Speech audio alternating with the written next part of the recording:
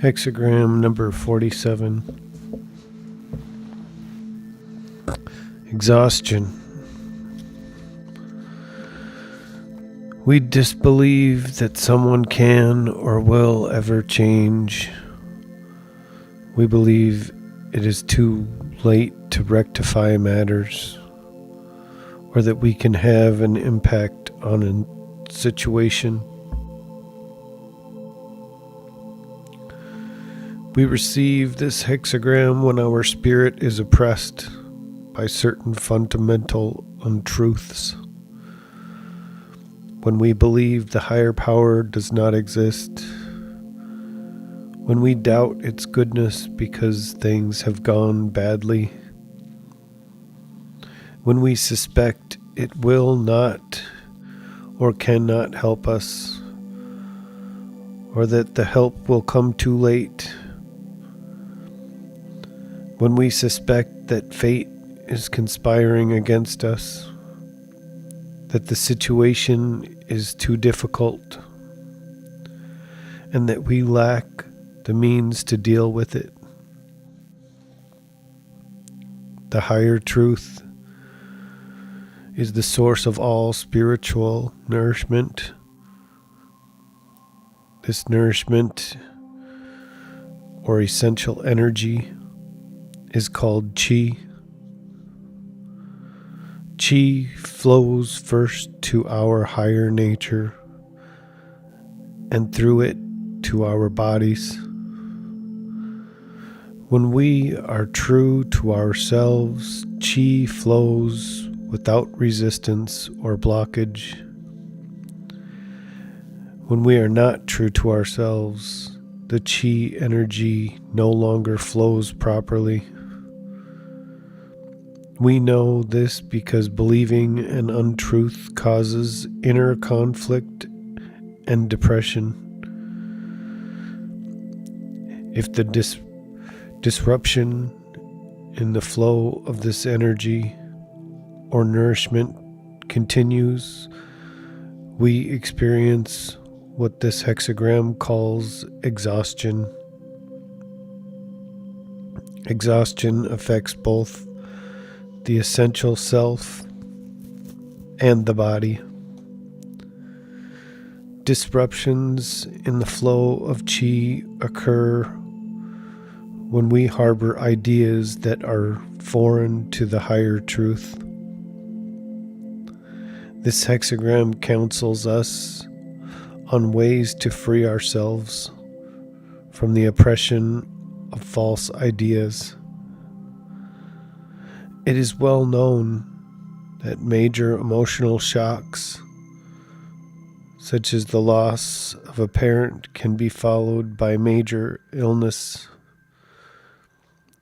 And our tendency to react to shock by questioning our purpose in life and to doubt our relationship with the higher power. This activity leads to doubt and despair, consequently, a loss of will to live. Similarly, over a period of years, we may adopt false ideas that depress our health in a chronic way, so that we are not well. To restore health, we need to bring these ideas to the surface and free ourselves from their depressing effects.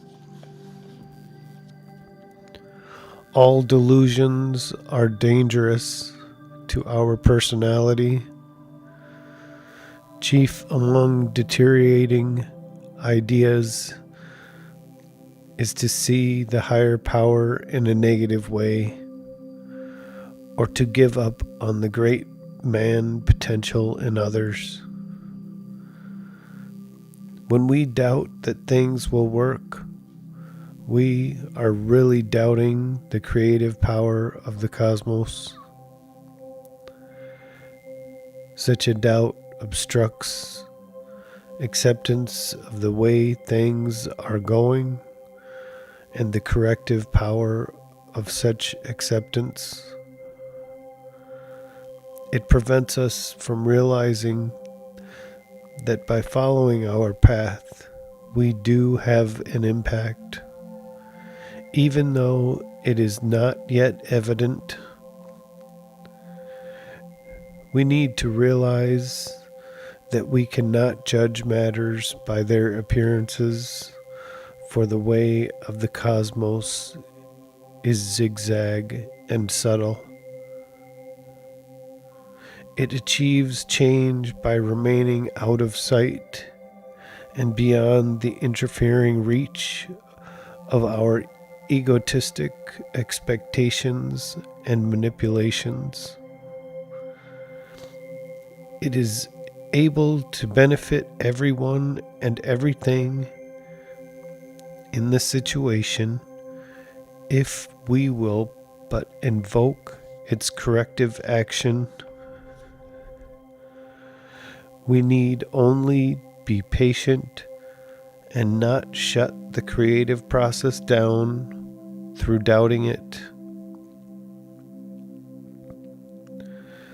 We need to discern that although all by ourselves we lack the means, the help of the higher power is not out of reach.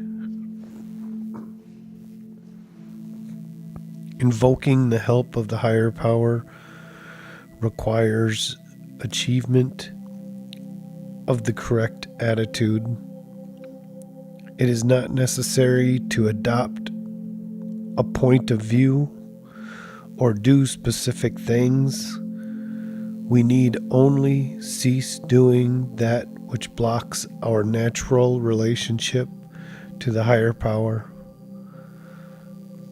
We need to rid ourselves of negation, free ourselves of distrust, and disperse all traces of doubt. We do not substitute belief for disbelief or replace doubt with faith.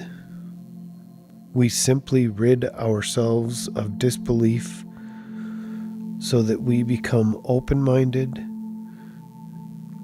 We cultivate a willing suspension of disbelief. The resulting neutral, open mind is the very essence of trust.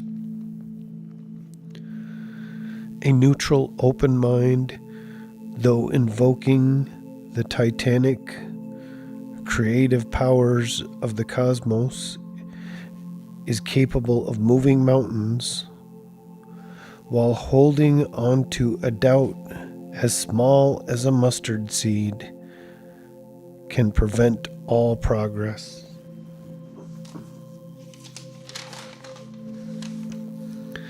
Changing line number 1. One strays into a gloomy valley. So long as we are influenced by doubt or hope, we are blocked from seeing the solution to the problem. We must finally resist hope, doubt, and hopelessness to restore an open mind. The way out will show itself at the right time. Changing line number 2. One is oppressed while at meat and drink. It furthers one to offer sacrifice. An obstruction in our attitude prevents progress. We must sacrifice feelings of impatience and the inner demand that visible progress should result from our efforts. If we doubt that our goal can be attained, that matters can be rectified, or that a correct relationship with others is possible, the dark force operates, and the light force is blocked. Through sacrifice of self-comforting negative views, we free ourselves from the oppression that obstructs unity with the sage. Oppressed at meat and drink also refers to being depressed even though we are in need of nothing. Depression may occur if we have not yet realized our purpose in life, or if we doubt we have decided there is no purpose to life. Depression occurs when we perceive that no progress is being made. Although help is at hand, we discount it. Although progress has been made, we ignore it. Sometimes because we have grown comfortable with the situation as it is, we are afraid that progress will be made. Changing line number 3. Oppressed by stone. We rely on effort rather than non-effort, and thus interfere with the beneficial forces that would remove the obstructions. We may not acquire this help so long as we persist in doubting the way. Stone is oppressive because it is inert. When we decide that someone is hopeless, we kill them in our minds. It is oppressive to see them dead. To lean on thorns and thistles is to feel the prickling of untruth, especially the untruth of doubt, either about ourselves, others, the sage, our path, or the situation. When we give up our trust in the potential for good that others have, we are unable to see them. When we have declared them dead by ceasing to care, they are no longer there for us.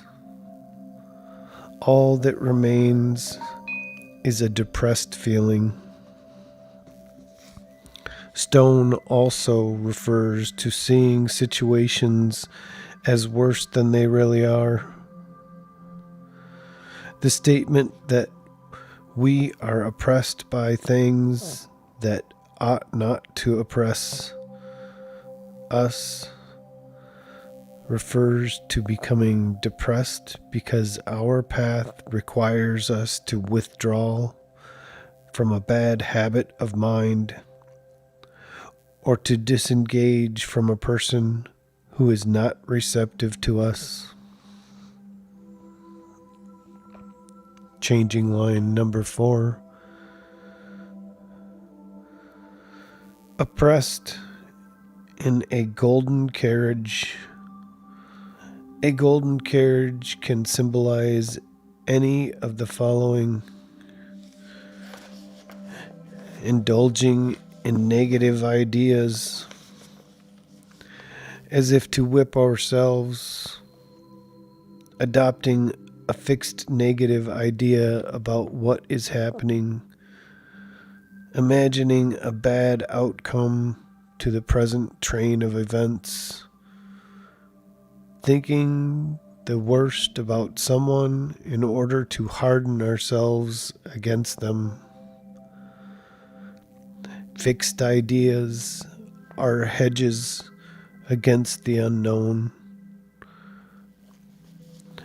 By nature, they are oppressive. Maintaining them is exhausting. We lose our path When we have doubts about succeeding or allow ourselves to be put off by the oppressiveness of other people's inferiors, or hesitate because we think we lack the stamina to persevere to the end. To indulge in this kind of bad nourishment is to associate with powerful and wealthy acquaintances in the form of ideas.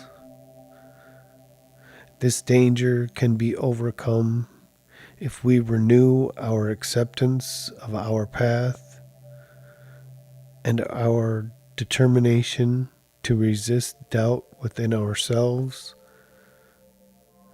It is important to ask the sage for help. Changing line number 5. His nose and feet are cut off. To receive help, we must return to acceptance and dependence on the unknown. We relinquish inner resistance and silence the complaining, self-indulgent inferiors. Thus, modesty overcomes the obstructions. Changing line number 6. Oppressed by creeping vines. Creeping vines symbolize the way the slightest feelings of negation grow unnoticed to usurp our attitude and collapse our resoluteness. Then we begin to doubt that we can succeed. The inferior element always gives the impression that we are helpless against it. But we are resolute. We will find that this is only an illusion. Resoluteness breaks the spell of helplessness that the ego casts over us.